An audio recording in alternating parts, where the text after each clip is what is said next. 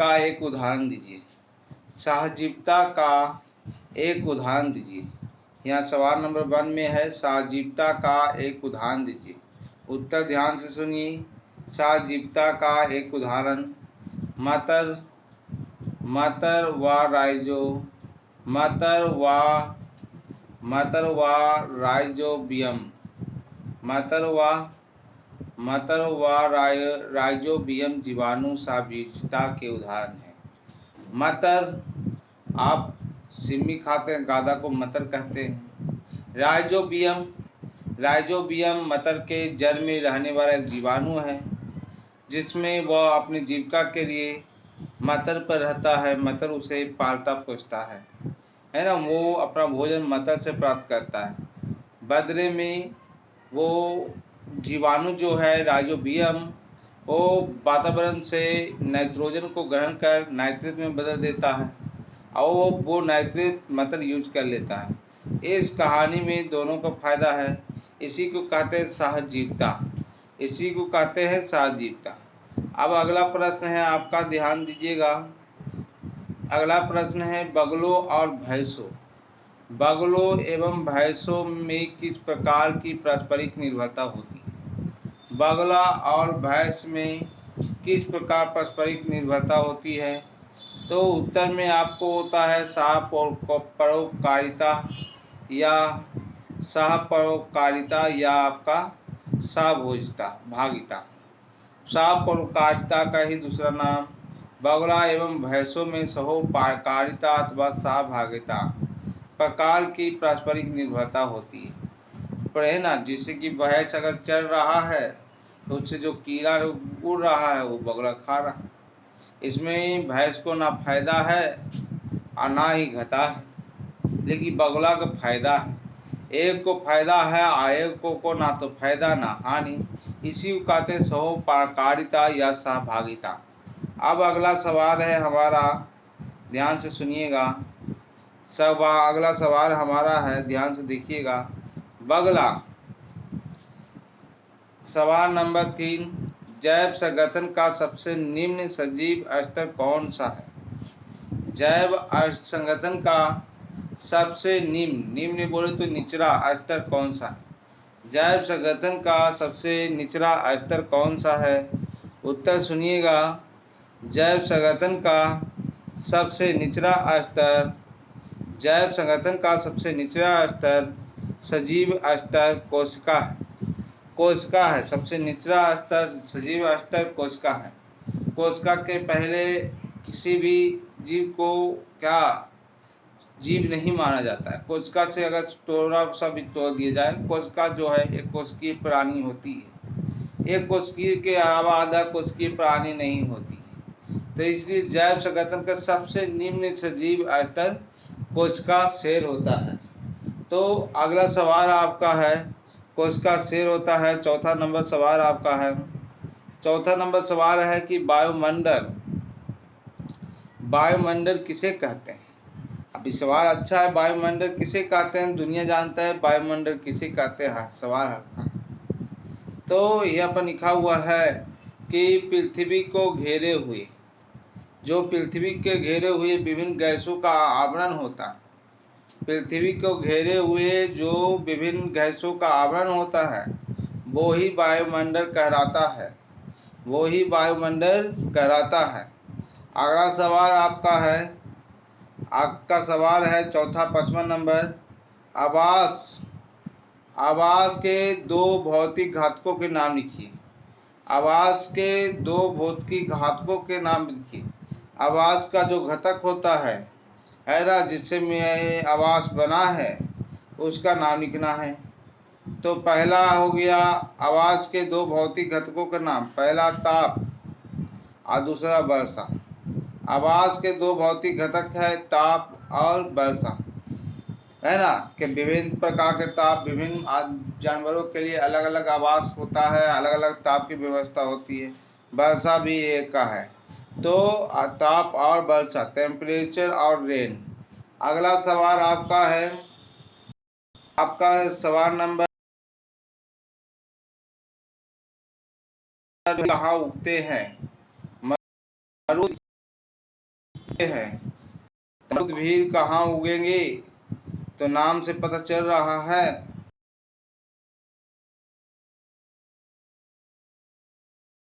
शुष्क वातावरण में उगते जहाँ पानी अत्यंत कम हो। मरुद्भिद, मरुमनि, मरुस्थल, मरुद्भिद वैसा पौधा जहाँ शुष्क वातावरण हो। वैसा पौधा शुष्क वातावरण में उगते हैं जहाँ पानी की अत्यंत कमी होती है। आगे आपका सवाल है मरुद्भिद कहाँ उगते हो गया। आगे सवाल आपका है मरुद्भिद कहाँ उगते हैं हो गया। आगे सवाल है आपका, ध्यान सुनिएगा। 8 नंबर सवाल है मुक्ति पल्लवी का जल निमग्न। मुक्ति पल्लवी का जल निमग्न। मुक्ति पल्लवी का जल निमग्न पल्लवी जरोद भीत वातावरण में क्या अंतर है। किसके किसके बीच में अंतर पूछ रहा है। एक तो पूछ रहा है मुक्ति पल्लवी और दूसरा पूछ रहा है, पहला हो पूछ रहा है मुक्ति पल्लवी और दूसरा पूछ रहा है जल निम्न पल्लवी, है ना। मुक्ति पल्लवी और जल निम्न पल्लवी, है ना। जरोद भीत के वातावरण में क्या अंतर है। जल निम्न पल्लवी या जरोद भीत के वातावरण में क्या अंतर है। प्रत्येक के 2 उदाहरण दीजिए, दोनों का दो को उदाहरण भी देना है। तो आपको उत्तर सुनिए ध्यान से उत्तर सुनिए। यहाँ पर उत्तर लिखा हुआ है, ध्यान से सुनिए। तो आपका उत्तर है मुक्ति पल्लवी जो है ना। मुक्ति पल्लवी का संपर्क जल तथा वायु दोनों से होता है। मुक्त पल्लवी का संपर्क जल तथा वायु से दोनों से होता है, जबकि निम्न पल्लवी का संपर्क केवल जल से होता है। क्योंकि निमग्न पल्लवी जो हुआ वो पानी में डूबा हुआ है, केवल संबंध किससे है, जल से। लेकिन जो मुक्त पल्लवी होता है वो जल पे, वो नीचे से जल से सता हुआ रहता है, ऊपर से वायु सता हुआ रहता है। मुक्त पल्लवी का जो संपर्क है जल और वायु दोनों से रहता है, और निमग्न पल्लवी का संपर्क जो है केवल जल से होता है। अब दो उदाहरण देना है। मुक्त पल्लवी में बुल्फिया और लेमना। मुक्त पल्लवी में बुल्फिया और लेमना। बुल्फिया और लेमना।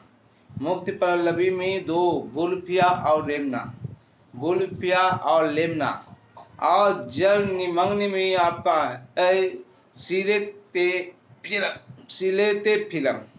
जल निमग्न में है सिलेते फिलम और हाइड्रिला। जल निमग्न में है सिलेतो फिलम और हाइड्रिला। जल निमग्न में है सिलेतो फिलम और हाइड्रिला। अगला सवाल है वायुमंडल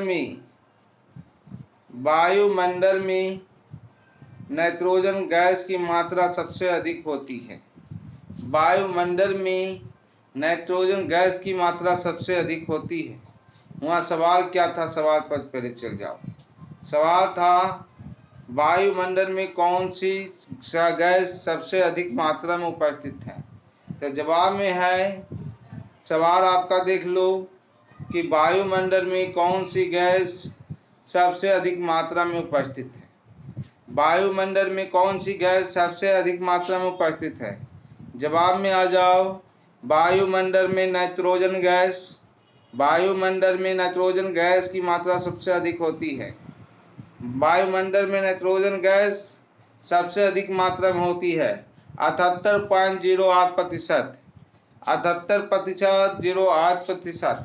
ये आयतन के हिसाब से हुआ। भार के हिसाब से बोलेगा तो 75.52%, है ना। भार में थोड़ा सा कम जाता है, थोड़ा कमता है। 75.52%। 78.08%। आयतन में 78.08%। अब भार में 75.02%। अगला सवाल है 9 नंबर का सवाल। निम्नलिखित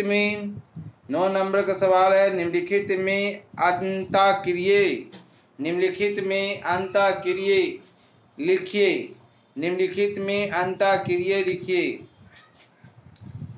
अंतर क्रिया लिखिए, मतलब अंतर क्या है जो लिखिए। कोयल अपने अंडे कौवे के घोंसले में देता है। कोयल अपने अंडे कौवे के घोंसले में देता है। तो निम्नलिखित का अंतर क्रिया लिखिए। तो यहाँ पर लिखना है, ये जो है अंडा जीवता, अंडा पर जीवता, अंडा पर जीवता। कोयल जब अपना अंडा कोयल के घोंसले में देता है तो कौवे उसको पालता है। तो ये हो गया अंडा पर जीवता। कोयल जो हो गया अंडा पर जीवता हो गया। अंडा जो है दूसरे के भरोसे जी रहा है, अंडा पर जीवता। दूसरा सवाल है आपका, आर्किड आम के पेड़ पर उगता है। आर्किड आम के पेड़ पर उगता है। आर्किड जो है एक पौधा है जो आम के पेड़ पर उगता है। आर्किड एक पौधा है जो आम के पेड़ पर उगता है। आर्किड जो पौधा है वो किसके पौधा है? आम के पेड़ पर उगता है। आर्किड पौधा जो है आम के पेड़ पर उगता है। आर्किड जो पेड़ पे है ना, आर्किड आम का जो पेड़ है पर उगता है। तो यही किसी का जवाब सुनो ध्यान से, है ना। इस हुआ क्या हुआ? साभोजता हुआ। आर्किड जो है आम के पेड़ पर उगा तो आर्किड को तो फायदा हो रहा है कि उसको आश्रय देने वाला आम का पेड़ है, वो आम के पेड़ से लाभ ले रहा है। लेकिन आम के पेड़ को ना तो नुकसान है और ना ही फायदा है, इसलिए इसे कहा गया सहभोजता। सहभोज, दोनों को फायदा रहता तो सहजीवता होता, लेकिन एक को फायदा है और एक को घाटा, तो सहभोजता या परोपकारिता कहते हैं। अच्छा आगे सुनो, तीसरा सवाल।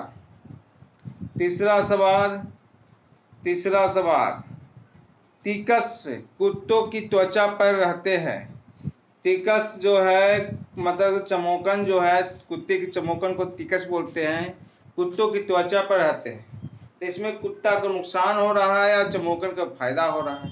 एक को लाभ हो रहा है, दूसरे को हानि हो रहा है ना। तो ये कहता तिकस कुत्तों के त्वचा पर रहते हैं, इसको क्या बोलेंगे? तिकस जो है कुत्ते के बरहम पराजीवता, है ना। बरहम पराजीवता, एक को फायदा हो रहा है और दूसरे को नुकसान हो रहा है, इसको कहेंगे। और बाहर है, शरीर के कहाँ है? बाहर है तो बरहम, और एक को नुकसान हो रहा है एक को फायदा, तो पराजीवता, है ना। एक को नुकसान है एक को फायदा हो रहा है तो पराजीवता, बरहम पराजीवता। अगला सवाल है, अब 4 नंबर का सवाल देखेंगे। सी एनीमोन अधिकतर हार्मिट क्रैब के त्वचा पर चिपका रहता है। सी एनीमोन जो है अधिकतर हार्मिट क्रैब के त्वचा पर चिपका रहता है। सी एनीमोन, तो सी एनीमोन हार्मिट क्रैब के त्वचा पर चिपका रहता है, तो इसको क्या बोलेंगे? इस कौन सा विभाग में आया?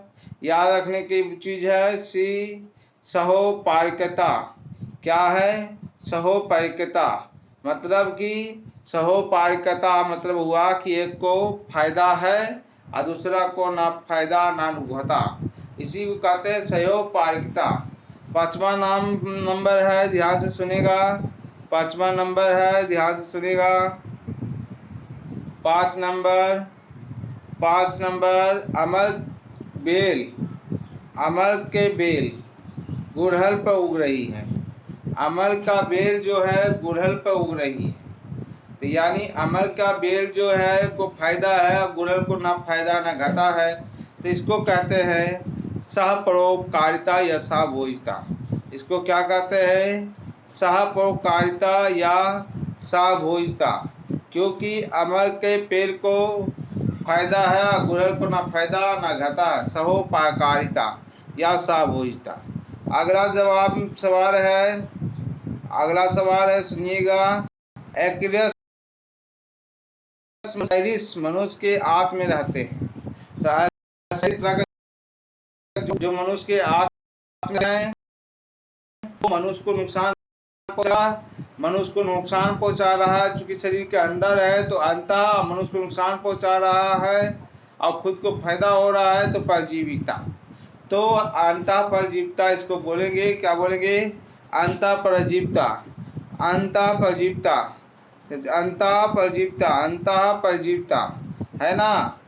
तो मनुष्य के आत्मा में रहता है एस्काइरिस, जिसे अंतः परजीविता बोलते हैं। में रहता है। आगे है चूसक मछली, चार शार्क, जो चूसक है शार्क मछली से चिपकी रहती है, मछली है चार शार्क से चिपकी हुई रहती है ना।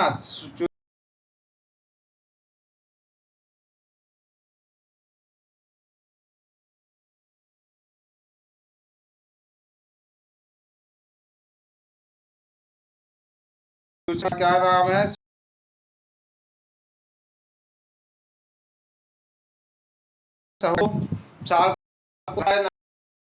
अगले को फायदा है ना, इसलिए सहोपकारिता। उसका उत्तर है, कहता है एक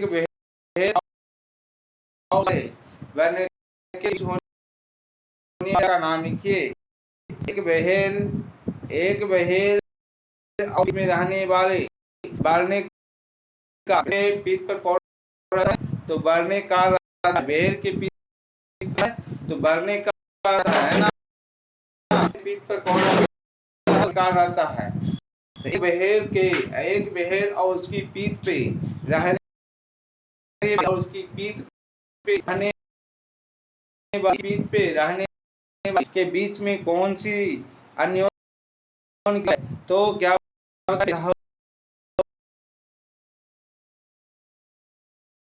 काता या 11 नंबर प्रश्न से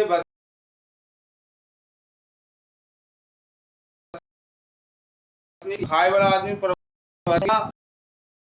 बचने के लिए पादप व जंतुओं में जाती है, पादप जंतुओं में जाती है के लिए जंतुओं में कौन सी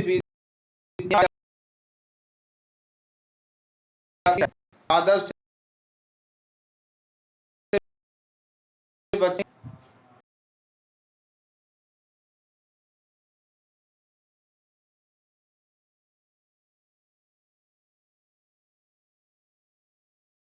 जैसे देख लो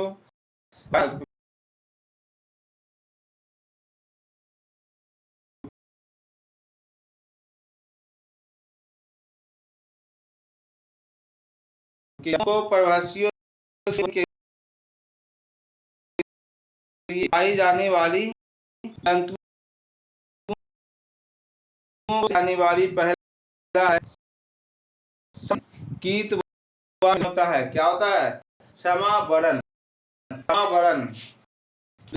विषैला व हानिकारक पदार्थ, विषैला व हानिकारक पदार्थ। और तीसरा आपको स्वतु आलूचिकल स्वादु मोनार्का तितली, आलूचिकल स्वादु मोनार्का तितली में यह गुण है। तत्सदम वलन विषैला व हानिकारक पदार्थों का निर्माण करना और आलूचिकल स्वादु, है ना। सदमा वलन किसमें है? कीट व मेढक में। विषैला व हानिकारक पदार्थ का निर्माण करना होता है और अरुचिकर स्वादु मोनार्का तितली में। अगला सवाल आपका है अभी पादप के लिए रक्षा के लिए पादप में क्या होता है जो देखेंगे। तो पादपों में परिभाषणों के बचने के लिए पाई जाने वाली रक्षा विधियां हैं। पहला तो पादप में कांटा उग जाता है, कांटे, है ना, ताकि वो अपनी जान बचा सके, तो बबूल और नगफनी में देखा जा सकता है। दूसरा हानिकारक रसायन, ये जो है आँख में देखा जाता है। और तीसरा अरुचिकर स्वाद, स्वाद इसका खराब लगता है, खराब लगेगा तो कोई खाएगा नहीं। तो इसकी जान बच जा सकती है। तो पौधों में कांटा होता है, बबूल है ना, नवा नखफनी में। कांटा कहाँ होता है? बबूल व नखफनी में। हानिकारक रसायन होता है आर्क में। आर्क वाला तो क्या सुनते हैं कि भाई तनिक से दूधवा पड़ गया खिया में, तक अंदर हो गया। और रुचि का स्वाद खराब लगता है, इसको नहीं तोड़ो, ये खराब स्वादिष्ट जहर है, इसको तोड़ना उचित नहीं है। तो इसलिए सवाल नंबर आप आ जाओ 12 में। एक उदाहरण की सहायता से अंडा परजीविता को समझाइए। एक उदाहरण की सहायता से अंडा परजीविता को समझाइए। तो अभी तो हम पढ़े थे कि कोयल जो है अंडा अपना कौवा में के घोंसला में छोड़ देता है, तो इससे जो अंडा जन्म किसके सहारे चलता जीता है? कौवे के सहारे। और इसको कोई कहते हैं कि अंडा परजीविता। अंडा परजीविता लिख लीजिए, है ना। तो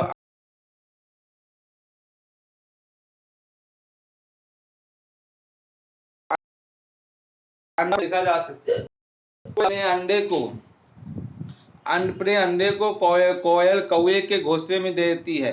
विकास के क्रम में कोयल ने अंडे देने के लिए अपने घोंसले बनाती है। विकास के क्रम में कोयल ने अंडे देने के लिए अपने घोंसले बनाने की प्रवृत्ति खो दिया है। अब कोयल जो है अंडा बनाए घोंसला बनाने की जो स्वाभाविक प्रवृत्ति खो दिया है। कोयल को ज्ञान नहीं है कि घोंसला कैसे बनता है।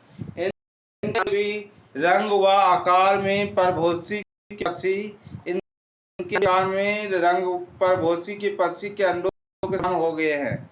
अब जो है कौवा का जो अंडा और कोयल का अंडा साइज में और आकृति में एकदम तू कॉपी, रंग में कोई अंतर नहीं है, जिससे अंडों का परभोसी पहचान ना पाए, है ना। तो इससे जो है अंडा को अगला पहचान पाता है, उसको अपना बेटा समझ के उसको सेचता है, पालता है। ठीक है। क्या होता है कि कोयल अपना बढ़ जाता है ना। इसी को कहते हैं अन्न परजीवी। आगे आ जाइए। पौधों के बीच अन्योन क्रिया। पौधों के बीच भी अन्योन क्रिया होती है। अन्योन क्रिया interaction between plant.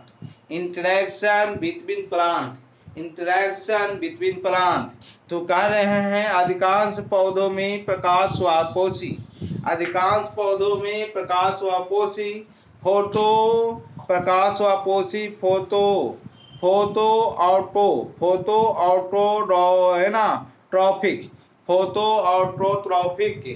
Photo autotrophic के होते हैं। अधिकांश पौधे क्या होते हैं? प्रकाश स्वापोषी फोटो ऑटोट्रॉफिक्स होते हैं।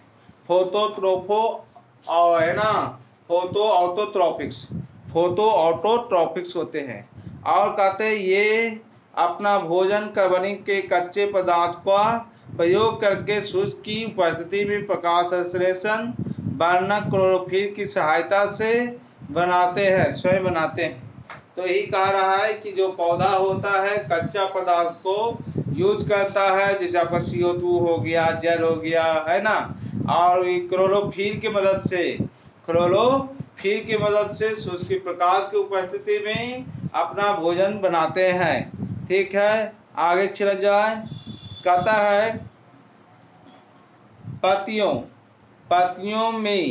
पत्तियों सूर्य के प्रकाश की सौर ऊर्जा और जड़े से मृदा से खनिज एवं जल का अवशोषण करती है। कहता है पत्तियां जो है सूर्य प्रकाश लेता है और जड़े जो लेता है आपका मृदा से खनिज और जल लेता है का अवशोषण करती है। इन सभी को प्राप्त करने के लिए विभिन्न भौगोलिक पौधों को अन्य प्रतियोगिता करनी पड़ती है। भौगोलिक पौधों में भी क्या होता है? प्रतियोगिता करनी पड़ती है, कंपटीशन करना पड़ता है। प्रतियोगिता में वे जातियां सफल होते हैं जो इन वस्तुओं को प्राप्त करने में अत्यंत सक्षम होते हैं। जो मजबूत रहा, जो इस समाज से सब चीज को प्राप्त करने में सक्षम रहा, वो सफल हुआ और वो ही धरती पर जिया। जो हार गया वो मर गया। जो हार धर गया वो मर गया, जो हार गया सो मर गया। आगे जो कहानी बढ़ रहा है ध्यान से देखिएगा। जो वस्तुएं प्राप्त करने में सक्षम होती है, इन प्रतियोगिता से बचने के लिए पौधों में अनेक विविधताएं उत्पन्न हो जाए जो निम्न प्रकार है। तो बहुत सा विभिन्नता हो जाता है कि तुमको ये फलाना खनिज चाहिए तो हमको फलाना खनिज चाहिए, तुम अपना फलाना खनिज ले जाओ, हम अपना फलाना खनिज ले जाएंगे, ताकि दोनों जी सके, एक साथ जी सके। इस ढंग से कुछ विभिन्नता हुआ। ये विभिन्न ऊंचाइयों पर उगते हैं जिससे स्थिरीकरण स्टेरिफिकेशन होता है। ये विभिन्न ऊंचाई पर उगते हैं, कोई बहुत ज्यादा ऊंचा पर उगता है, कोई नीचे धरती पर उगता है, जिससे स्थिरीकरण है ना, स्टेरिफिकेशन स्थिरीकरण स्ट्रेटिफिकेशन होता है। अनेक पौधों में वर्धी प्रजनन होने लगता है। अनेक पौधे में क्या होता है? वर्धी प्रजनन होने लगता है। अनेक पौधों में वर्धी प्रजनन होने लगता है। बहुत से पौधों में माइकोराइल जल, बहुत से पौधों में माइकोराइल जल सासमंडो माइकोराइजल एसोसिएशन का विकास हो जाता है। एसोसिएशन का विकास हो जाता है। अनेक पौधों ऐसे रसायन को स्रावित करते हैं, अनेक पौधों ऐसे रसायन को स्रावित करते हैं जिन्हें जो समवर्ती पौधों की वृद्धि को रोक देता है। अनेक पौधे ऐसे रसायन का स्रावित करते हैं जो समवर्ती पौधों की वृद्धि को रोक देता है।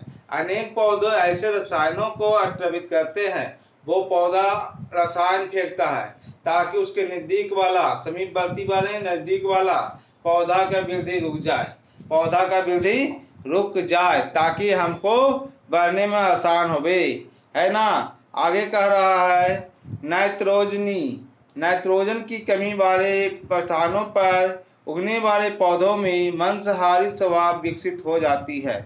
जहाँ नाइट्रोजन की कमी है वहां पर पौधा अगर उग रहा है तो उसमें कैसा स्वभाव आ जाता है? मांस खाने का स्वभाव, क्योंकि उसको तो नाइट्रोजन नहीं मिल रहा है तो अपनी शक्ति कहाँ से बढ़ावे? तो मांस खा के। जैसे कलश पादप ड्रोसेरा आदि नाइट्रोजन की कमी वाले स्थानों पर उगने वाले पौधे को में मांसाहारी स्वभाव विकसित हो जाता है। मांसाहारी स्वभाव विकसित हो जाता है, जैसे कलश पादप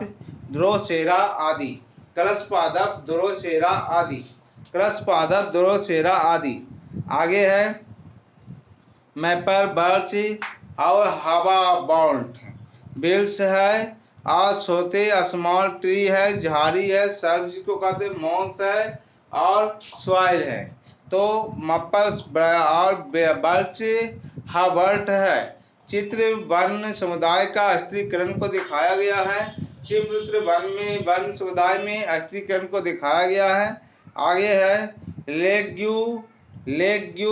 लेग्यूमस में सहपारिकता द्वारा नाइट्रोजन स्त्रीकरण होता है। लेग्यूमस में सहपारिकता द्वारा नाइट्रोजन स्त्रीकरण होता है। लेग्यूमस में सहपारिकता द्वारा नाइट्रोजन का स्त्रीकरण होता है। नाइट्रोजन का स्त्रीकरण का तात्पर्य है कि वातावरण से नाइट्रोजन लेके उसको धरती में स्थिर कर दे, तो नाइट्रोजन का स्त्रीकरण होता है। पादप में अपने संबंधों में कुछ प्रमुख उदाहरण लिखिए।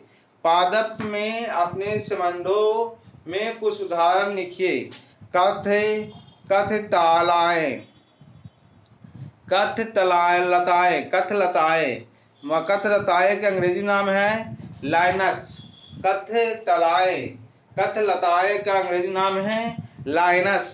कथलताएं का अंग्रेजी नाम है लाइनस। ये काष्ठीय आरोही होते हैं। ये पौधे जमीन में अपने जड़ों को जमाकर अन्य वृक्षों के तनों में लिपट कर इनके ऊपर चढ़ जाते हैं और वृक्षों के ऊपर फैलकर सूर्य का प्रकाश प्राप्त करते हैं, है ना। कथ्य लताएं मुख्य रूप से में ट्रॉपिकल क्षेत्रों में घने जंगलों में पाया जाता है। ट्रॉपिकल क्षेत्रों और घने जंगलों में पाया जाता है। कहता ये कथ्यलताएं एक काष्ठीय आरोही होते हैं, एक काष्ठीय आरोही होते हैं। कथ्यलताएं जो है काष्ठीय आरोही होते हैं। ये पौधे जमीन में अपनी जड़ें जमा कर, जमीन में तो जड़ जमा लिया और अन्य वृक्षों के तने पर चढ़ कर, है ना, उसको प्रकाश कहाँ से मिलेगा, तो प्रकाश तो नीचे आता नहीं है। तो कहता है अन्य अन्य कह रहा है ये काष्ठ आरोही होते हैं। ये पौधे जमीन में अपनी जड़ें जमा कर अन्य वृक्षों के तने से लिपट कर ऊपर चढ़ जाते हैं, पेड़ पर चढ़ जाते हैं, अब वृक्षों पर फैलकर सूर्य का प्रकाश प्राप्त करते हैं। कथ्यलताएं मुख्य रूप से ट्रॉपिकल क्षेत्र, कहाँ, ट्रॉपिकल क्षेत्रों में घने जंगल में पाए जाते। ट्रॉपिकल क्षेत्र कहते हैं, हिंदी नाम इसका है ट्रॉपिकल क्षेत्र का क्या, उष्णकटिबंधीय वन, जो आपको भूमध्य रेखा के 70 डिग्री उधर और 70 डिग्री इधर तक फैला हुआ है। तो आपको आगे है उदाहरण में दिया हुआ है, उदाहरण देख लीजिए। उदाहरण में दिया हुआ है तीनों स्पोरा, तीनों स्पोरा, तीनों स्पोरा पौधा का नाम है एंथेंडा गिगस। तीनों स्पोरा एंथेंडस गिगस, एंथेंडस गिगस, एंथेंडस गिगस बोहाइनिया, बोहिनिया बेहारी, बेहारी, बोहिनिया बेहारी, तीन नाम बताया गया आपको। तीनों स्पोरा, तीनों स्पोरा, तीनों स्पोरा, एंटेडा, एंटेडा, एंटेडा, गिगस, गिगस, गिगस, बहे, बोही निया, बोही निया बेहे हरी, बोही निया बेहे हरी, बोही निया बेहे हरी। आगे कह रहा है आपको अधिपादप, अधिपादप, अधिपादप, अधिपादप, अधिपादप जो है इसको कहते हैं एपीफाइट, अधिपादप को कहते हैं एपीफाइट। अधिपादप का नाम है एपीफाइट, अधिपादप का नाम है एपीफाइट। ये पौधे अन्य पौधे के तनों, शाखाओं आदि पर उगते हैं। ये पौधे अन्य पौधे के तनों, शाखाओं आदि पर उगते हैं, किंतु उन्हें भोजन प्राप्त नहीं करते, किंतु उनसे भोजन प्राप्त नहीं करते हैं। अधिपादप है ना, ये पौधे अन्य पौधे तनाव, शाखाओं आदि पर उगते हैं, किंतु उनसे भोजन प्राप्त नहीं करते हैं। ये प्रायः ट्रॉपिकल वर्षा वनों में पाए जाते हैं। ये प्रायः ट्रॉपिकल वर्षा वनों में पाए जाते हैं। बैंडा, बैंडा अधिपादपों का समान उदाहरण है। बैंडा अधिपादपों का समान उदाहरण है। अनेक मॉल्स, अनेक मॉल्स व फर्न भी अधिपादपीय लक्षणों को प्रदर्शित करता है। अनेक मॉल्स व फर्न भी, मॉल्स मतलब होता है काई, मॉल्स व फर्न भी अधिपादपीय लक्षण को प्रदर्शित करता है। अधिपादपीय लक्षण को प्रदर्शित करता है, अधिपादपीय लक्षण को प्रदर्शित करता है।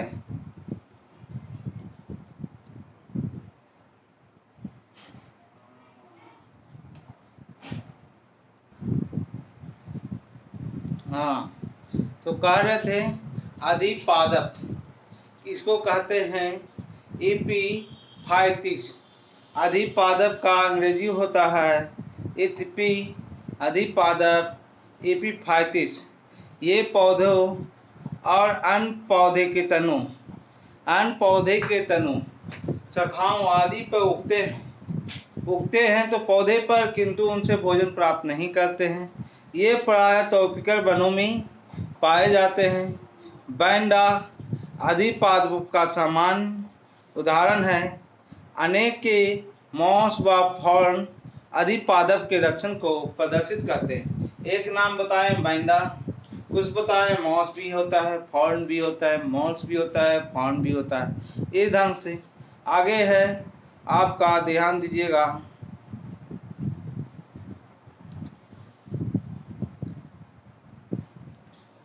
हाँ, तो वो आगरा है, ध्यान से समझिए।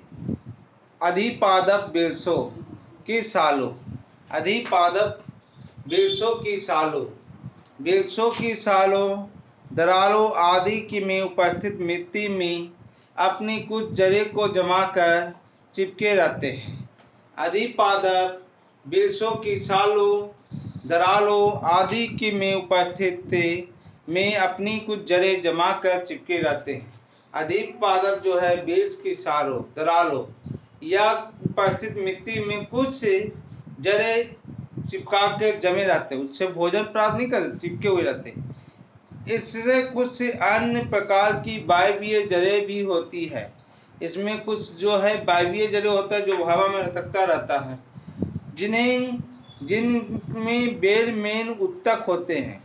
वायवीय जड़ों में क्या रहता है? बेलमेन उत्तक, बेलामेन उत्तक। वायवीय जड़ों में बेलामेन उत्तक रहता है। यह वायुमंडल से नमी अवशोषित करते हैं, या वायुमंडल से नमी अवशोषित करते हैं। वास्तव में ये स्वापोषी पादप होते हैं। वास्तव में ये स्वापोषी पादप होते हैं। वास्तव में ये स्वापोषी पादप होते हैं। परजीवी या पैरासाइट्स, परजीवी या पैरासाइट्स, परजीवी या पैरासाइट्स, परजीवी या पैरासाइट। ये अन्य जीवधारियों से भोजन प्राप्त करने, ये अन्य जीवधारियों से भोजन प्राप्त करने वाले पौधे हैं। ये अन्य जीवधारियों से भोजन प्राप्त करने वाले पौधे होते हैं। इनका मृदा से कोई संबंध नहीं होता, इनका मृदा से कोई संबंध नहीं होता है। परजीवी पैरासाइट जो है ये अन्य जीवधारियों से भोजन प्राप्त करने वाले पौधे होते हैं। इनका मृदा से कोई संबंध नहीं होता, इनका मृदा से कोई संबंध नहीं। ये अन्य जीवधारियों से भोजन प्राप्त करने वाले पौधे होते हैं। इनका मृदा से कोई संबंध नहीं होता। यदि होता भी तो केवल आधार प्राप्त करने के लिए। अगर मिट्टी का उपयोग भी है तो केवल करने के लिए। ये जो है दूसरे पौधे पर ही जीते हैं। पराजीवी ये अन्य जीवधारियों से भोजन प्राप्त करते हैं वाले पौधे हैं। इनका मृदा से कोई संबंध नहीं होता, होता भी है तो सिर्फ आधार प्राप्त करने के लिए। ये चूसकों द्वारा पोषक हौज से अपना भोजन प्राप्त करते हैं। ये जो है चूसते हैं, है ना, जिस पौधे पर रहते हैं ये पौधा, वो उसी पौधा से चूसते हैं और उससे अपना भोजन प्राप्त करते हैं। परजीवी ये निम्न प्रकार के हैं, ये निम्न प्रकार के हैं, ये निम्न प्रकार के हैं। सुना जाए, पहला है आपका पूर्णतना परजीवी, पूर्णतना परजीवी, पूर्णतना परजीवी तोतर स्टेम पैरासाइट, पूर्णतना परजीवी तोतर स्टेम पैरासाइट, तोतर स्टेम पैरासाइट, पूर्णतना परजीवी तोतर स्टेम पैरासाइट जैसे आम्रबेरा, आम्रबेरा जैसे आम्रबेरा, जैसे आम्रबेरा, आंशिक तना परजीवी, आंशिक तना परजीवी, आंशिक तना परजीवी, पारास्टेम पैरासाइट, पारास्टेम पैरासाइट, आंशिक तना परजीवी, पारासियल स्टेम पैरासाइट्स, पारासियल स्टेम पैरासाइट जैसे बिस्कम, बिस्कम, लोलेंथस, लोलेंथस, बिस्कम हो गया, लोलेंथस हो गया, लोलेंथस, और आपका क्या हो गया, लोलेंथस, बिस्टम और कैसीथा, कैसीथा, कैसीथा आदि, कैसीथा आदि। पूर्ण मूल परजीवी, पूर्ण मूल परजीवी, तोतर रूट पैरासाइट, तोतर रूट पैरासाइट, पूर्ण मूल परजीवी, तोतर रूट पैरासाइट, तोतर रूट पैरासाइट जैसे आपको हो गया पूर्ण मूल परजीवी, तोतर रूट पैरासाइट जैसे आपको हो गया ओलोबैंकी, ओलोबैंकी, ओलोबैंकी, ओलोबैंकी, ओलोबैंकी, ओलोबेनकी, ओलोबेनकी, ओलोबेनकी। बैलेनोफोला, बैलेनोफोला, बैलेनोफोला, बैलेनोफोला, बैलेनोफोला, बैलेनोफोला, बैलेनोफोला, बैलेनोफोला, बैलेनोफोला। लेप्लिसिया, लेप्लिसिया, लेप्लिसिया, लेप्लिसिया, लेप्लिसिया, लेप्लिसिया, लेप्लिसिया, लेप्लिसिया, लेप्लिसिया। आदि, आदि, आदि, आदि, आदि, आदि, आदि, आदि। अधिपादप और कथलताएं। ये पहला दिखा दिया जा रहा चित्र अधिपादप है, किसी पेड़ पर उग जाता है और उसका नुकसान नहीं पहुंचाते हैं। एक कथलताएं हैं, ये ऊपर जाता है मात्र सूरज की रोशनी प्राप्त करने के लिए। अधिपादप और कथलताएं पढ़ा चुके हैं। चौथा में आपका है आंशिक मूल परजीवी। आंशिक मूल परजीवी, आंशिक मूल परजीवी, पार्शियल रूट पैरासाइट्स। आंशिक मूल परजीवी, partial root parasites, partial root parasites. जैसे चंदन, जैसे चंदन और सैंटेलम एल्बम, जैसे चंदन, सैंटेलम एल्बम, स्ट्रिंग, स्ट्रिंग आदि, आदि। सहजीविता, सहजीविता, सहाय, साइम्बोबाइसिस, सहजीविता, साइम्बोबाइसिस, सहजीविता, साइम्बोबाइसिस। लाइकेन, लाइकेन सहजीवन का सर्वोत्तम उदाहरण है, सहजीवन का सर्वोत्तम उदाहरण है। लाइकेन के में दो घटक, लाइकेन में दो घटक कवक, माइकोबियोन तथा शैवाल, तथा शैवाल फाइकोवाइंट होते हैं, है ना। दो कवक, एक कवक हो गया घटक, पहला कवक जिसको माइकोवाइंट कहते हैं, तथा दूसरा सवाल हो गया जिसको फाइकोवाइंट कहते हैं। कवक को माइकोवाइंट नाम है, माइकोवाइंट, माइकोवाइंट और फाइकोवाइंट। माइकोवाइंट, फाइकोवाइंट, माइकोवाइंट कवक, माइकोवाइंट कवक, फाइकोवाइंट सवाल, फाइकोवाइंट सवाल, माइकोवाइंट, फाइकोवाइंट, फाइटोवाक्वाइंट, है ना। आगे लाइकेन में दोनों घटक एक दूसरे को लाभ पहुंचाते हैं, लाइकेन में दोनों घटक एक दूसरे को लाभ पहुंचाते हैं, लाभ पहुंचाते हैं। कवक के घटक जल एवं खनिज लवण उपलब्ध कराते हैं, कवक घटक जल एवं खनिज लवण उपलब्ध कराते हैं, जबकि शैवाल घटक प्रकाश संश्लेषण द्वारा भोजन उपलब्ध करता है, जबकि शैवाल घटक के प्रकाश संश्लेषण द्वारा भोजन उपलब्ध कराता है, जबकि शैवाल, है ना, शैवाल घटक प्रकाश संश्लेषण द्वारा भोजन उपलब्ध कराता है। अगला है, ध्यान से देखिएगा, यहाँ पर जो चित्र दिखाया गया है, चित्र है ए में लाइकेन ब्रह्म संरचना है और दूसरा है आंतरिक संरचना है। चित्र है लाइकेन का, एक बाहरी संरचना है कि लाइकेन कैसा होता है, और दूसरा उसके अंदर की भाग को दिखाया गया है कि अंदर क्या होता है। बस अपर कॉर्टेक्स है, एलगला शेर पुंगर हाइपैक मेदुरा है ना। तो लोअर कॉर्टेक्स है। अभी पढ़ना है पौधे के बीच अन्योन्य क्रियाएं, पौधों के बीच अन्योन्य क्रियाएं। तो कहता पौधों एवं जंतुओं के बीच अन्योन्य क्रियाएं होती है, पौधों एवं जंतुओं के बीच अन्योन्य क्रियाएं होती है। Interaction between plant animal, interaction between plants and animal. सभी जंतु विषमपोषी हेटेरोट्रॉप्स होते हैं, सभी जंतु विषमपोषी हेटेरोट्रॉप्स होते हैं और उपभोक्ता, और उपभोक्ता कहलाते हैं, और उपभोक्ता कहलाते हैं, उपभोक्ता कहलाते हैं। सभी जंतु विषमपोषी हेटेरोट्रॉप्स होते हैं और उपभोक्ता कहलाते हैं, उपभोक्ता कहलाते हैं।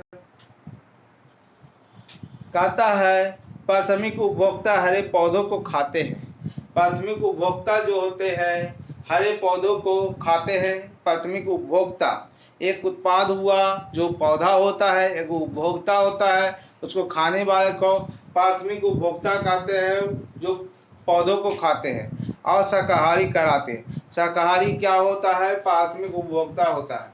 उदाहरण के लिए लार्वी के पौधे को विभिन्न भागों को खाते हैं। उदाहरण के लिए लार्वी पौधे के विभिन्न भागों को खाते हैं।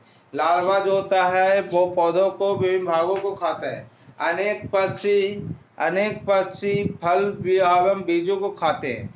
अनेक पक्षी जो है फल एवं बीजों को खाते हैं। बकरी जो है घास को भी खाता है, इसलिए उसको प्राथमिक उपभोक्ता कहते हैं। अनेक शाकाहारी घास तथा कुछ वृक्षों व झाड़ियों को की पत्तियों को खाते हैं। तो झाड़ है ना, पत्तियों को खाते हैं। दूसरी ओर अनेक कीट व अन्य जंतुओं परागण होने में सहायक होते हैं, है ना। जहाँ एक तरफ खाते हैं दूसरी तरफ उसको परागण करवाते हैं, सहायक होते हैं, है ना। जबकि कुछ जंतु फलों एवं बीजों के प्रकीर्णन में सहायता होते हैं। कुछ जंतु और फलों को बीज को फैलाने में, प्रकीर्णन करने में, मतलब बिखरने में सहायक होते हैं। पादप एवं जंतुओं की कुछ पारस्परिक क्रियाओं का निम्न प्रकार है। पादप एवं जंतुएं पारस्परिक क्रियाओं का उदाहरण निम्न प्रकार है। आगे देखा जाए, आहार श्रृंखला फूड चेन को कहते हैं। सभी जंतु प्रत्यक्ष या परोक्ष रूप से भोजन के लिए पौधे पर निर्भर होते हैं। सभी जंतु प्रत्यक्ष या परोक्ष रूप से पौधे के पर निर्भर रहते हैं। पौधे ऐसे जीव हैं जो प्रकाश ऊर्जा को रासायनिक ऊर्जा में बदलते हैं। कहता है कि पौधे ऐसे जीव होते हैं जो प्रकाश ऊर्जा को रासायनिक ऊर्जा में बदलते हैं। यह ऊर्जा विभिन्न पोषण स्तरों से होते हुए विभिन्न जंतुओं तक पहुंचते हैं। कहता है कि सभी जंतु प्रत्यक्ष या परोक्ष रूप से भोजन के लिए पौधों पर निर्भर होते हैं। यह बिल्कुल सत्य बात है।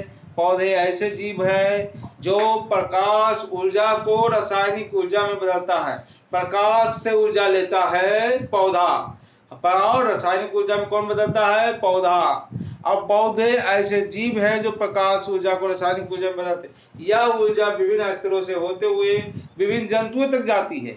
हम आप जो बोल रहे हैं, जो कर रहे हैं, जो ऊर्जा आ रहा है, वो ऊर्जा वही प्रकाश से आया है, पौधा के थ्रू होते हुए यहाँ पर आया है। हम जब खाना खाए हैं, पौधा का बनाया हुआ खाना खाए हैं, उसमें पौधा का बनाया हुआ ऊर्जा, प्रकाश हुआ जो रासायनिक ऊर्जा में संचित था, आज हम उसको यांत्रिक ऊर्जा में बदलकर बोल रहे हैं। अब बोलने के क्रम में यह साउंड ऊर्जा में भी परिवर्तित हो रहा है।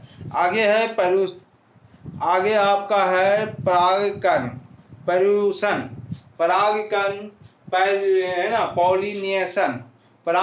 पॉलिनेशन। कहता है मधुमक्खी, तितली एवं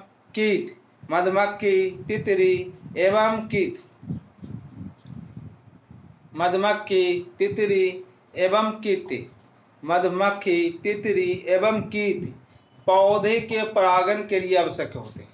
मधुमक्खी, तितली एवं कीट पौधे के परागण के लिए आवश्यक होते हैं, पॉलिनेशन कहलाते हैं। मधुमक्खी, तितली एवं कीट पौधे के में परागण के लिए आवश्यक होते हैं। सलविया, अंजीरा, गुलर आदि कीटों द्वारा परागण संभव होता है। सलविया, अंजीरा, गुलर आदि कीटों द्वारा परागण संभव होता है।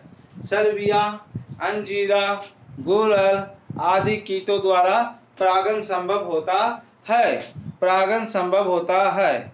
आगे फलों व बीजों का प्रकीर्णन। Dispersal of seed and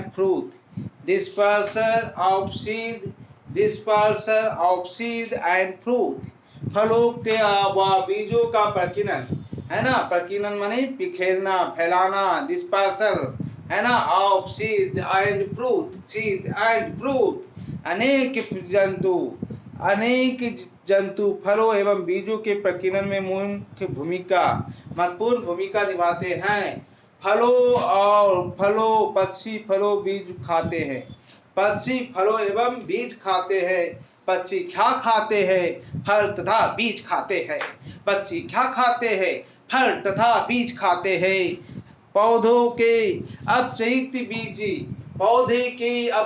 बीज इनके द्वारा एक स्थान से दूसरे स्थान तक पहुंच जाते हैं। पौधे के द्वारा एक स्थान से दूसरे स्थान तक पहुंच जाते हैं। अनेक प्रकार के फल व बीज जंतुओं के शरीर में चिपक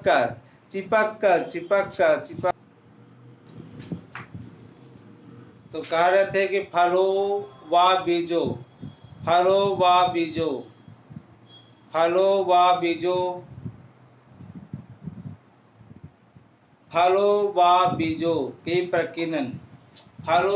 बीजों के प्रकीर्णन dispersal of seed and fruit है ना।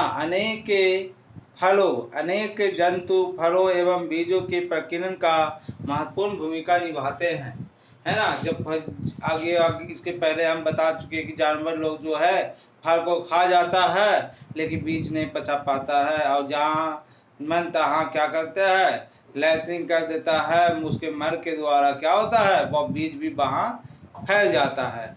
तो फलों और बीजों में अनेक लोग जो है पशु पक्षी क्या है, महत्वपूर्ण भूमिका निभाते हैं। फलों पक्षी है ना, आगे कह रहे हैं कि फलों एवं पक्षी के बीजों को खाते हैं और अपचयित बीजों इसके द्वारा एक स्थान से दूसरे स्थान तक पहुंच जाते हैं। अनेक प्रकार के फल व बीज जो है एक स्थान से दूसरे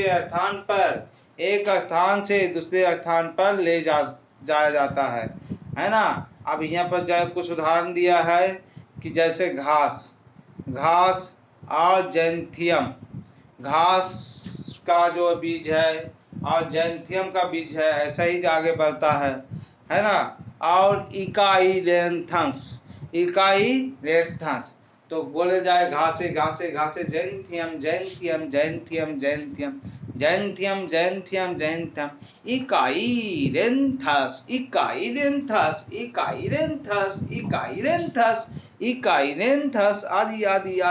इकाईलेंथस आदि कीटभक्षी पौधे को कहते हैं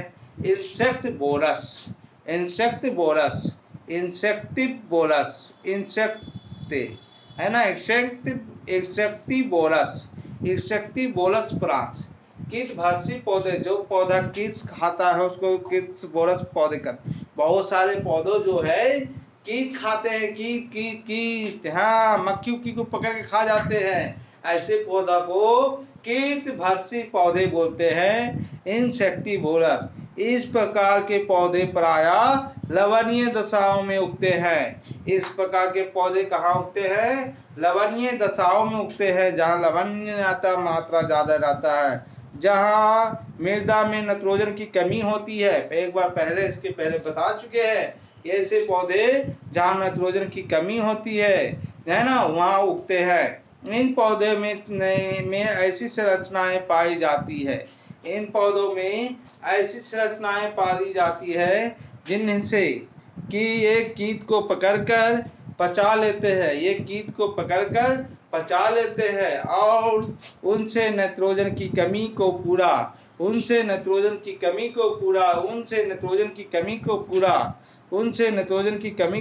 करते हैं। जैसे घृतपर्णी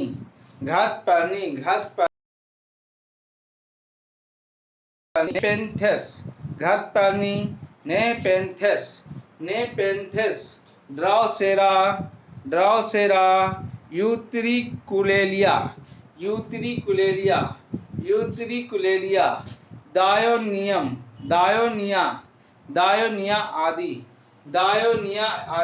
दायोनिया आदि। चीटी लगित माई मेकोफाइल, मेकोफाइल, यहाँ चींटियां एक पौधे का पारस्परिक संबंध है। या चींटियां एक एवं पौधे का पारस्परिक संबंध है। चींटियां पौधे से उपयुक्त आवास प्राप्त करती है। चींटियां पौधे से उपयुक्त आवास प्राप्त करती है, जबकि पौधे को चींटियां द्वारा सुरक्षा प्राप्त होती है। पौधे को चींटियां द्वारा सुरक्षा प्राप्त होते है ना। तो यहाँ कहता है चींटियां रागित, इसको कहते हैं माइलमो के फाइली, है ना। चींटी रागित माइलमेकोफाइल या चींटियां एवं पौधा का पारस्परिक की संबंध है। चींटियां पौधे से उपयुक्त आवास प्राप्त करती है, जबकि पौधों को चींटियों द्वारा सुरक्षा प्राप्त होती है। पौधे को चींटियों द्वारा सुरक्षा प्राप्त होती है। यह बबूल, आम, अमरूद, लीची आदि समान रूप से पाया जाता है। परभक्षण प्रीडेशन का अंग्रेजी होता है प्रीडेशन।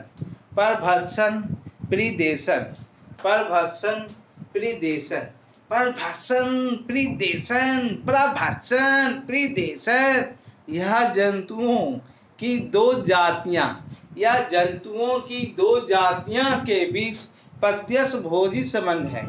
यहाँ जंतुओं के दो जातियों के बीच भोजी संबंध है। इसमें से एक शिकारी या दूसरा शिकार कहलाता है। परभक्षण में एक शिकारी होता है, एक शिकार होता है। शिकारी जो है शिकार को खा जाता है। चीता हिरण का शिकार करता है। हिरण चीता का शिकार करता है, तो चीता शिकारी हुआ, हिरण शिकार हुआ। इसी को कहा जाते हैं प्रीडेशन, परभक्षण, प्रीडेशन, परभक्षण, प्रीडेशन, परभक्षण, प्रीडेशन, परभक्षण। कहते हैं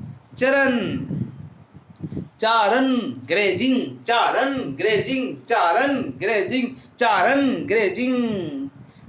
चारण भी परभक्षी का ही रूप है। चारण भी परभक्षण का ही रूप है, जिसमें शाकाहारी जंतु घासों व शाक-झरियों को वृक्षों को चलते हैं, है ना। उसमें था 2 जानवरें था, इसमें एक पौधा है। चारण भी परभक्षण का ही रूप है, जिसमें शाकाहारी जंतु घासों शाक-झरियों व तथा वृक्षों को चलते हैं। चारण के कारण वायवीय प्रकाश संश्लेषी अंग कम हो जाते हैं। चारण के कारण वायवीय प्रकाश संश्लेषी अंग कम हो जाते हैं, जिससे भोजन का निर्माण में कमी आती है। जड़ें कमजोर हो जाते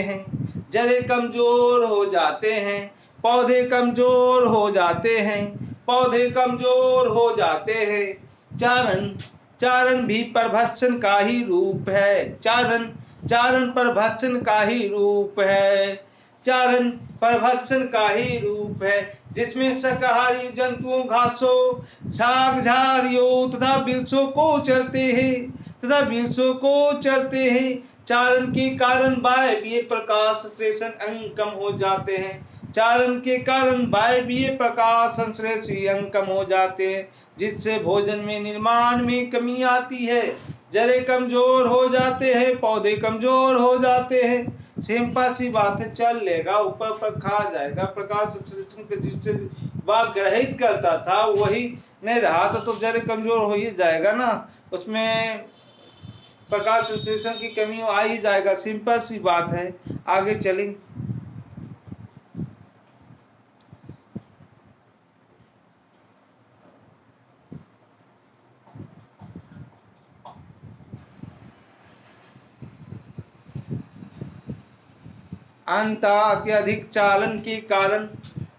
अत्यधिक चालन के कारण पौधों की मृत्यु हो जाती है। अत्यधिक चालन के कारण पौधे की मृत्यु हो जाती है।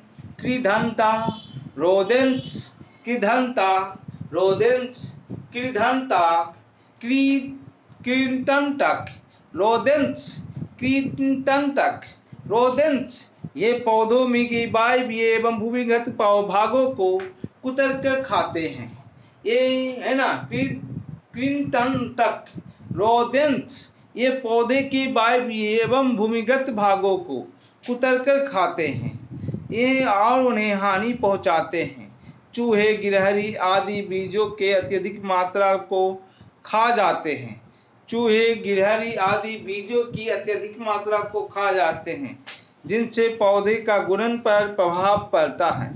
तो कृंतक रोडेंट चूहा और गिलहरी को खाते जो कुछ पौधों के जड़ों को कुतर कर खा जाते हैं, उसके बीजों को खा जाते हैं। ये पौधे के वायवीय एवं भूमिगत भागों को, वायवीय मतलब जो वायु में रहता है भाग, भूमिगत दोनों भाग को ये कुतर कर खा जाते हैं, कुतर कर खा जाते हैं। तो कहते हैं कृंतक कृंतक रोडेंट्स, कृंतक रोडेंट्स, कृंतक रोडेंट्स ये पौधे के वायवीय एवं भूमिगत भागों को कुतर कर खाते हैं, उन्हें हानि पहुंचाते हैं, उन्हें हानि पहुंचाते हैं। चूहे गिलहरी आदि बीजों अत्यधिक मात्रा में खा लेते हैं जिनसे पौधे को गुणन पर प्रभाव पड़ता है, पौधे के गुणन पर प्रभाव पड़ता है। अगला है मृदा, मृदा सूक्ष्म जीव एवं पौधे की अन्योन्य क्रियाएं।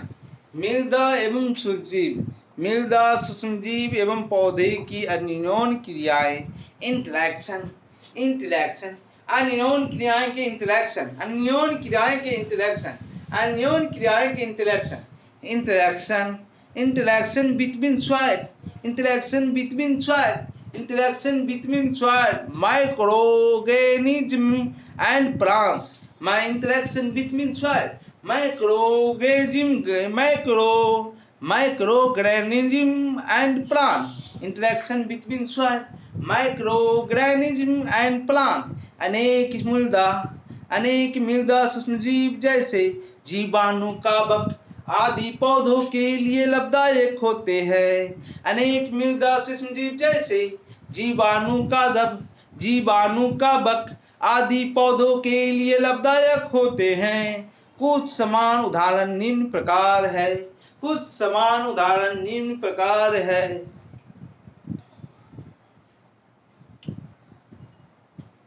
हाँ, सहजीवी नाइट्रोजन स्थिरीकरण, सहजीवी नाइट्रोजन स्थिरीकरण, सहजीवी नाइट्रोजन स्थिरीकरण। सहजीवी का अंग्रेजी क्या होता है? सहजीवी का अंग्रेजी होता है साइम्बायोटिक, साइम्बायोटिक।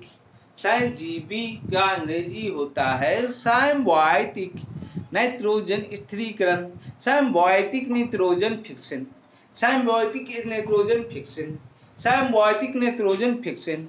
यह सहजीवन का सहभोजिता का एक समान उदाहरण है। यह सहजीवन का, यह सहजीवन या सहभोजिता का एक समान उदाहरण है ना, समान उदाहरण है। सहजीवन सहभोजिता का समान उदाहरण है। सहजीवन सहभोजिता उसको कहते हैं, समान उदाहरण है। राइजोबियम जीवाणु, राइजोबियम जीवाणु, लिग्यूमस, लिग्यूमस, लिग्यूमस की जड़ों की, लिग्यूमस की जड़ों की मूल गुलिकाओं में पाए जाते हैं। मूल गुलिकाओं में, गुलिकाओं बोले तो नोड्यूल्स, रूट नोड्यूल्स बोले हिंदी में, ठेठ हिंदी में तो गांठ, गांठ में पाया जाता है। ये वायुमंडलीय नाइट्रोजन को स्थिरीकृत करके पौधे को प्राप्त कराते हैं। वायुमंडल से नाइट्रोजन ले लेते हैं और नाइट्रेट बदल के पौधों को दे देते हैं। और लिग्यूमिनस आगे कहता है, लिग्यूमिनस के अतिरिक्त कुछ अन्य आवृत्त बीजी पौधा, लिग्यूमिनस के अतिरिक्त कुछ अन्य आवृत्ति बीजी पौधा जैसे आलनस, आलनस, कैजुलाइन, कैजुलाइन, आलनस, कैजुलाइन, मीरिका, मीरिका, तथा कुछ अनभिलती बीजी पौधे, कुछ अनभिलती बीजी पौधे, कुछ अनभिलती बीजी पौधे, जैसे पौधों, जैसे पोडोकार्पस, जैसे पोडोकार्पस, जैसे पोडोकार्पस भी में भी इसी प्रकार के संबंध पाए जाते हैं। जैसे पोडोकार्पस, जैसे पोडोकार्पस में भी इसी प्रकार के संबंध पाए जाते हैं। माइकोराइजा, माइकोराइजा, माइकोराइजा, माइकोराइजा, यह कवक एवं उच्च पौधों की जड़ों के बीच का साथ संबंध है। माइकोराइजा, यह कवक एवं उच्च पौधों की जड़ों के बीच का साथ संबंध है। Mycorrhiza, mycorrhiza, mycorrhiza. हाँ, तो क्या कह रहे थे? मोकोराइजा, यह कवक एवं उच्च पौधों और जड़ों के बीच साथ संबंध है ना। मोकोराइजा में पौधों की जड़ों के बीच साथ संबंध है। एक कवक पौधे के जड़ों के आंतरिक या बाह्य रूप में रहते हैं। ये जो कवक है पौधे के जड़ों के आंतरिक या बाह्य रूप में रहते हैं। यदि कवक पौधे की जड़ों की सतह, यदि कवक पौधे की जड़ों की सतह पर पाया जाता है तो उसे एक्टोट्रोफिक माइक्रोराइज, इसे एक्टोट्रोफिक या माइक्रोराइज कहते हैं। कहता है कि यह कवक पौधे की जड़ों के सतह पर पाया जाता है तो इसे एक्टोट्रोफिक माइक्रोराइज कहते हैं, है ना। कहाँ पाया जाता है? जड़ों के सतह पर पाया जाए तो एक्टोट्रोफिक माइक्रोराइज, एक्टोट्रोफिक माइक्रोराइज कहते हैं, एक्टोट्रोफिक माइक्रोराइज कहते हैं। जैसे आपका चीड़ का पेड़ हो गया, चीड़ के पेड़ में आपको कवक कहाँ मिलेगा? जड़ों के सतह पर मिलेगा, है ना। चीड़ का दूसरा नाम हो गया पाइनस, PINUS, पाइनस, है ना। तो कहता है इसे क्या कहते थे? एक्टोट्रोफिक, एक्टोट्रोफिक माइक्रोराइज, एक्टोट्रोफिक, एक्टोट्रोफिक माइक्रोराइजा, एक्टोट्रोफिक माइक्रोराइजा, एक्टोट्रोफिक माइक्रोराइजा। आगे है, यदि कवक के पौधे की जड़ों के ऊतक में पाया जाता है, जड़ा है ना। अब कहाँ पाया जाता था? तो उसमें जड़ों की सतह में, तो एक्टोट्रोफिक माइक्रोराइजा कहते थे। लेकिन अगर जड़ों के ऊतक में पाया जाए तो इसे एंडोमाइकोराइजा कहते हैं, इसे एंडोमाइकोराइजा कहते हैं, इसे एंडोमाइकोराइजा कहते हैं। जैसे आपको एलिकेसी कुल के सदस्य में, एलिकेसी कुल के सदस्यों के पेड़ में, एलिकेसी कुल के सदस्यों के पेड़ में आप ये देख सकते हैं कि उसको जहाँ कवक जो है जड़ों की सतह पर नहीं मिलता है, उसको ऊतकों में पाया जाता है। लेकिन चीड़ में जड़ के सतह पर मिलता है, इसलिए उसको एक्टोट्रोफिक के माइक्रोराइजा कहते हैं, इसको एंडोट्रोफिक माइक्रोराइजा कहते हैं। अगला है पराजीविता। पराजीविता किसको कहते हैं? तो पराजीविता मतलब हो गया एंटीबायोसिस। पराजीविता के मतलब हो गया, प्रतिजीविता का मतलब हो गया एंटीबायोसिस। यह एक जीवधारी एक जीवधारी का दूसरे जीवधारी के लिए पूर्ण आंशिक निरोध है, पूर्ण आंशिक निरोध है।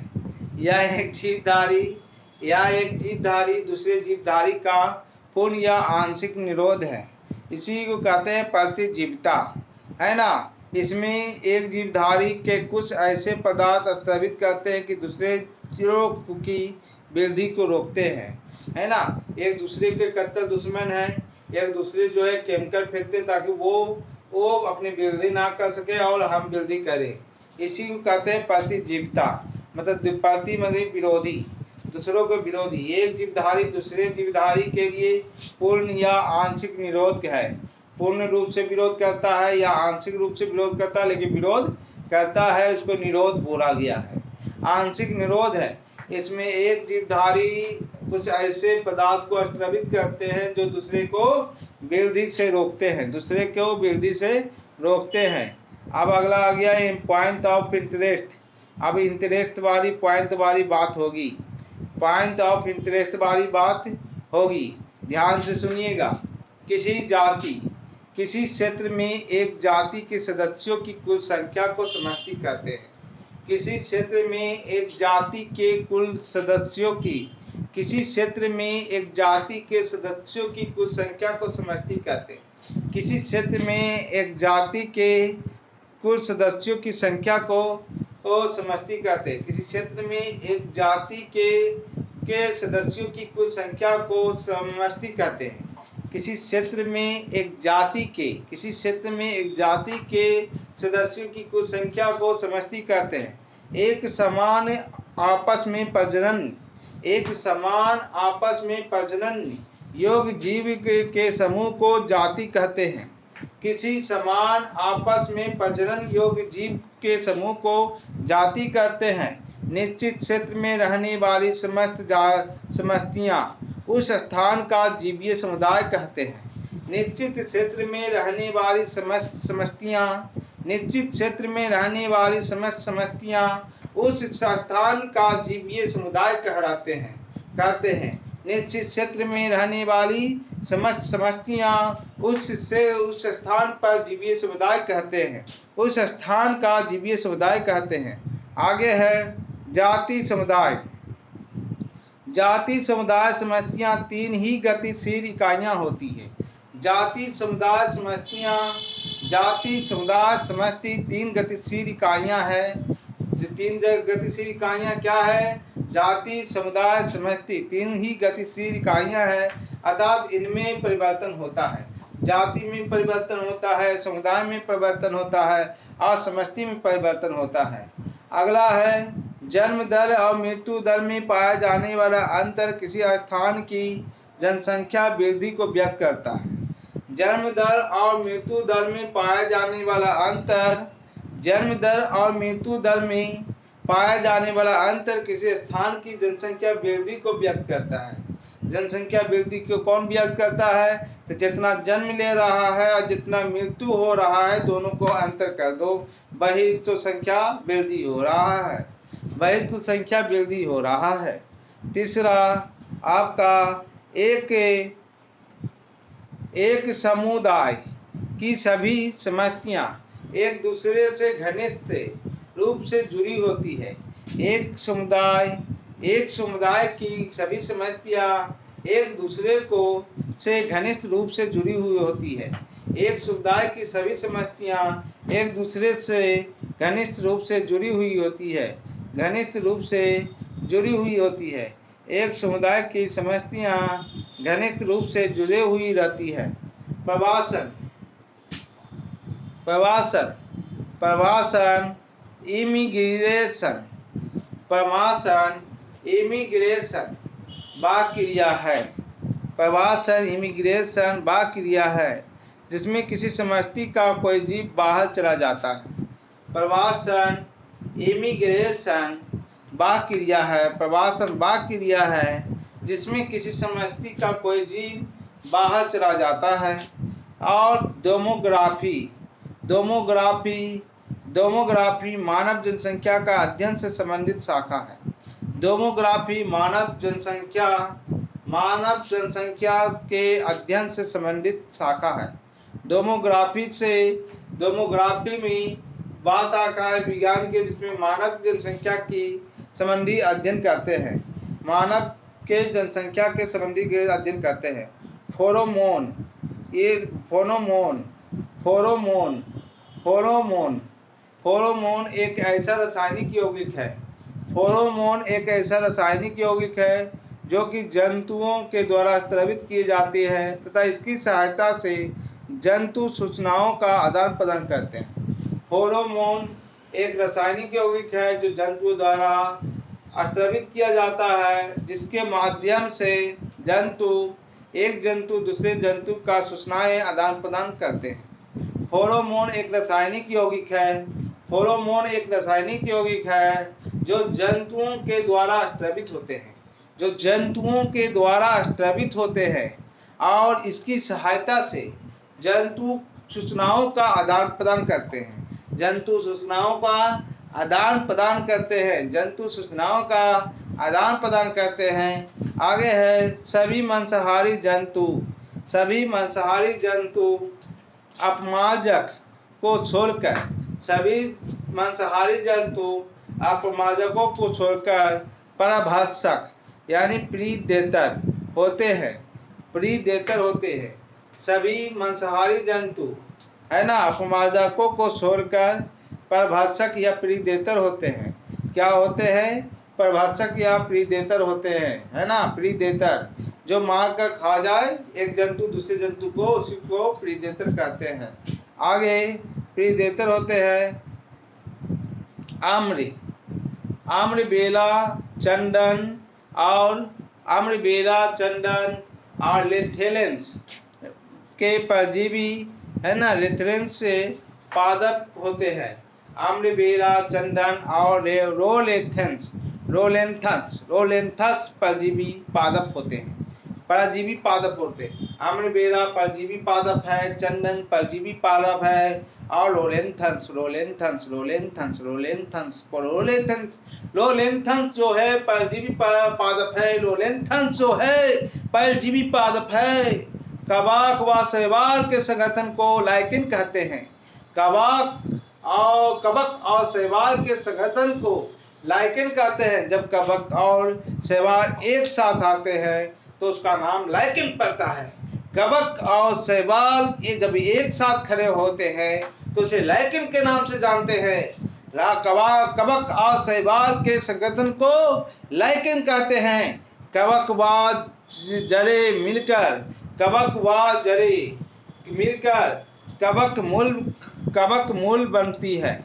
कहता है कवक व शैवाल जड़े मिलकर, है ना, कवक व शैवाल के जड़े मिलकर कवक मूल बनाती है, कवक मूल बनाती है, जिन्हें माइकोराइजा कहते हैं, माइकोराइजा कहते हैं। कवक व शैवाल के जड़े मिलकर कवक मूल बनती है, जिसे माइकोराइजा कहते हैं, जिसे माइकोराइजा कहते हैं।